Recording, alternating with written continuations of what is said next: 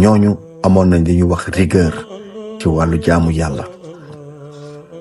waaye bés boobu Seydina Ababacar Sadiq radiyallahu taala anhu dafa tardé woon muy waaxu nag ngir bañ tardé premier raka bi. ndeysaan ni muy waaxoo ba jub jàkka ji rek mu daal di seen benn mbokk benn paa bu màgget moom it dafa tardé ndeysaan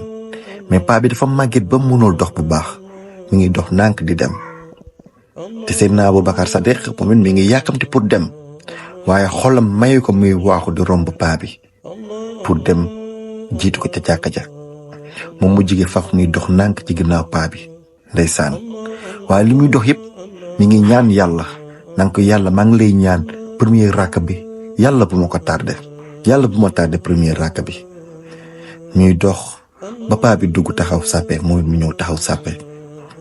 ndeysaan mu sant ci xol bi nag di la yàlla